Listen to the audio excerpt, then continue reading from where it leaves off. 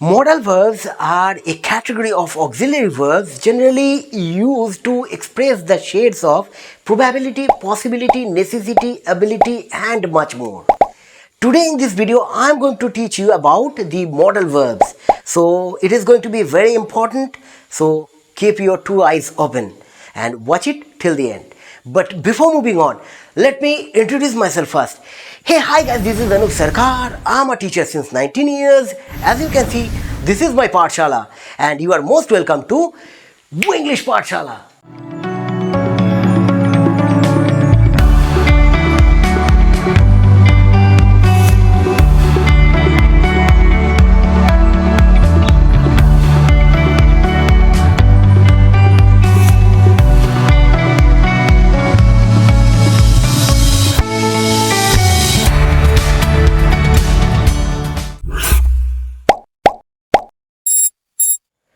So ফার্স্টে লিখে দেবো মডাল ভার্বস কোনগুলো, রাইট? আগে দেখে নিই। আপনাদের সুবিধার্থে মডাল ভার্বসের যে ডেফিনিশনটা আছে সেটাও লিখে দিচ্ছি।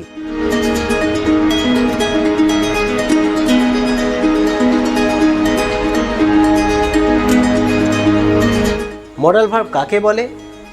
These are the auxiliary verbs generally express the shades of probability, possibility, ability and much more.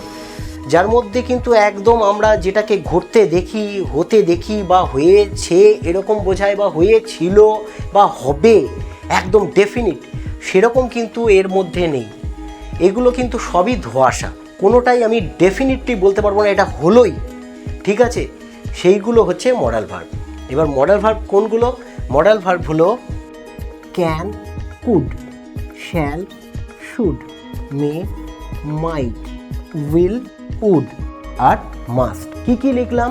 এই কটা মূলত আছে। আর কি আছে না আছে? যেমন অট টু, অট টুটাকে আমি কিন্তু ইউজ করতে পারি। যাই হোক, বেসিক্যালি এইগুলো আমাদের খুব কাজে লাগে, যার জন্য আমি দেখাচ্ছি, এইগুলোই দেখাচ্ছি। খুব বেশি কিছু দিয়ে আপনাদেরকে পাজল করা আমার উদ্দেশ্য নেই, আর যাতে খুব ভালোভাবে সহজে বুঝতে পারেন তার জন্য এইগুলোকে যতটুকু পারি আমি আমার মতো করে সহজ করে দেখাবো, যেমনটা আমি 19 বছর ধরে করে আসছি। এনিওয়েজ, তো চলা যাক। আগে ফার্স্টে ক্যান আর কুড এইগুলো লিখে দেবো, আর ডেফিনেশনটা যদি কারোর দরকার থাকে অবশ্যই লিখে দিতে পারেন, ঠিক আছে?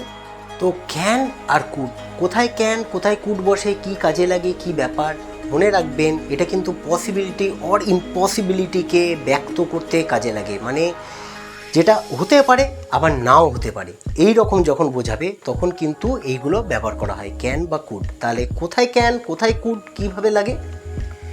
লেটস সাপোজ এখানে দেখুন একটা জিনিস আমি লিখেছি, he can do the work, সে এই কাজটা করতে পারে। আর কুড, হি কুড গো দেয়ার, সে ওখানে যেতে পারে। তাহলে দুটোই কিন্তু পারা, এটা এখানে যেমন এটা হচ্ছে পারা, আবার এখানেও কিন্তু পারা, তাহলে দুটোই পারা। কখন ক্যান কখন কুড বসাবো? মনে রাখবেন যখন জিনিসটা অনেকটাই সার্টেন হয়ে যায়, মানে হতে পারে কি এর মধ্যে পসিবিলিটিটা বেশি আছে, যেমন he can do the work, সে কাজটা করতে পারে। তার মানে কি, যখন আমি তার সম্পর্কে এরকম কথা বলবো তার মানে তার যে অ্যাবিলিটি সে সম্পর্কে আমি অনেকটাই বেশি সচেতন, যে ও এই ধরনের কাজ আগেও করেছে, ও করতে পারে, ঠিক আছে? তখন এইরকম ক্ষেত্রে কিন্তু আমাকে ক্যান বসাতে হবে। আর এখানে হি কুড গো দেয়ার, সে ওখানে যেতে পারে, তার মানে কি সে ওখানে যেতেও পারে নাও যেতে পারে।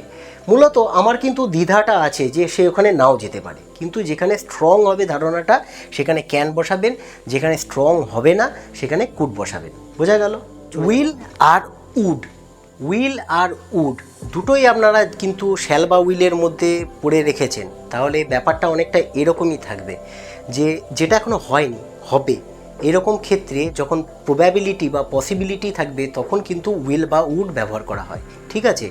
আমি এক্সাম্পল দিই, তারপরে আপনাদেরকে পুরো ধারণাটা ক্লিয়ার করে দিই।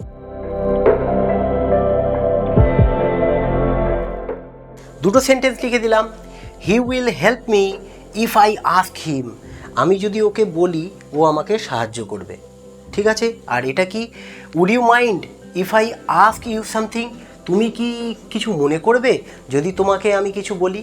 তাহলে দুটোর ব্যবহারই কিন্তু একই ধরনের হচ্ছে, কিন্তু এইটা অনেকটাই নর্মাল আর এটা কিন্তু অনেকটাই ফর্মাল। তো যেখানে ফর্মাল বেশি হতে হবে সেখানে কিন্তু আপনারা এই উডটাকে ব্যবহার করবেন, আর যেখানে নর্ম্যালি প্রবাবিলিটি থাকবে তখন উইল ব্যবহার করবেন।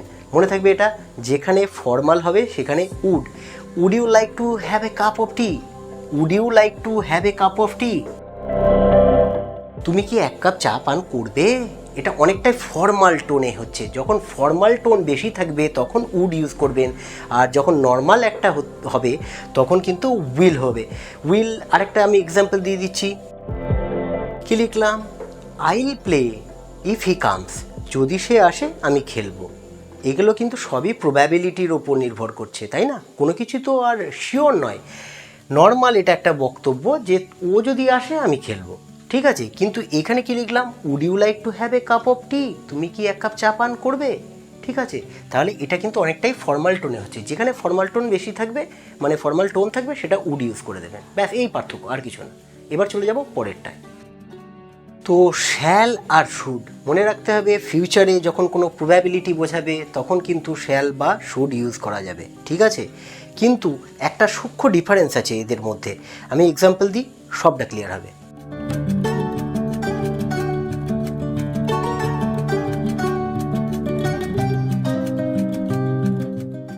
তো এক্সাম্পলগুলো কি দিলাম? Shall we go for a walk?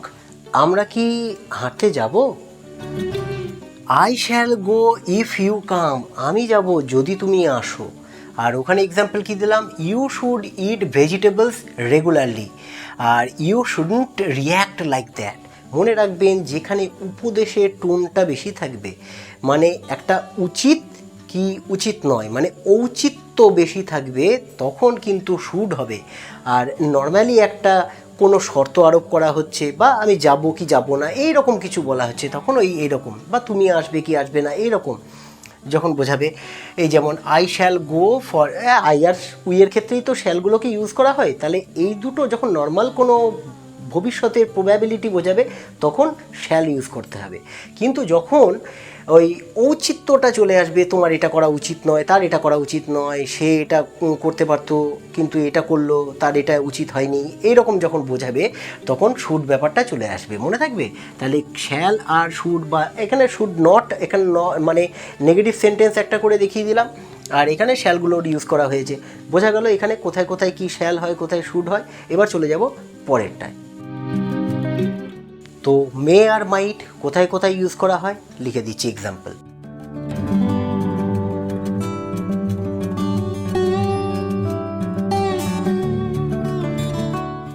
তো মনে রাখবেন, যখন অনেক বেশি ফর্মাল ওয়েতে আমরা ইউজ করব তখন মাইট ইউজ করব, যখন নর্মাল ওয়েতে ইউজ করব তখন মে ইউজ করব। মানে একটা প্রবাবিলিটি আছে যেটা হতে পারে, তখন আমাদের এই মেটা হবে। আর মানে সেটা হতেও পারে আবার নাও হতে পারে। কিন্তু যখন আমরা অনেক ফর্মাল হয়ে যাবে, একটা কন্ডিশন তার মধ্যে থাকবে যে এটা হলে ওটা হবে, যদি এটা না হয় তখন ওটা হবে না, এরকম পসিবিলিটিটা এর ওপর ডিপেন্ড করবে অনেকটা, ঠিক আছে। যেমন এখানে আমি দিয়েছি I might go to the programme, আমি প্রোগ্রামে যেতে পারি। ইফ আই গেট টিকিটস, যদি আমি টিকিট পাই। আর তারপর এটা he might be there if you ask him, যদি তুমি ওকে বলো সে ওখানে থাকতে পারে, ঠিক আছে। আর এটা কি লিখলাম? ইট মে রেইন টুডে, আজকে বৃষ্টি হতে পারে। তার মানে কি এটা হতেও পারে আবার নাও হতে পারে। আর মে আই কাম ইন, আমি কি আসতে পারি, ঠিক আছে। এটা ফর্মাল ওয়েতে বলা হয়, ঠিক আছে, কিন্তু এইখানে একটা পসিবিলিটি রয়েই যায়। আর এখানে পসিবিলিটিটা কিন্তু অনেকটাই ডিপেন্ড করে আরেকটা জিনিসের ওপর, যদি ওটা হয় তখন এটা হবে, যদি ওটা না হয় নাও, এটা নাও হতে পারে, ঠিক আছে। ব্যাপারটা এরকম। মে আর মাইটের কিন্তু এই হলো সূক্ষ্ম পার্থক্য। তাছাড়া নর্মাল ওয়েতে তো আমরা মে মাইট এক করে দিই, একবারে বাবা মা সব এক করে দিই, তাই তো। ব্যাপারটা কিন্তু এই সূক্ষ্ম বিষয়গুলো এরকমই রয়ে যায়, ঠিক আছে। এবার চলে যাব পরেরটাতে। তো এবার কি লিখেছি? এবার লিখেছি মাস্ট আর অট টু। মনে রাখবেন, এটা অনেকটাই বাধ্যতামূলক কিছু বোঝাতে ব্যবহার করা হয়, বাধ্যতা, ঠিক আছে। আমি এক্সাম্পল দিচ্ছি, অনেকটা ক্লিয়ার হয়ে যাবে।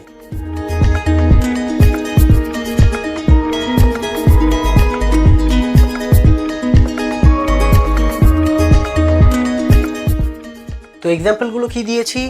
You must do your homework, তোমার বাড়ির যে কাজ সেই কাজগুলো অবশ্যই করা উচিত।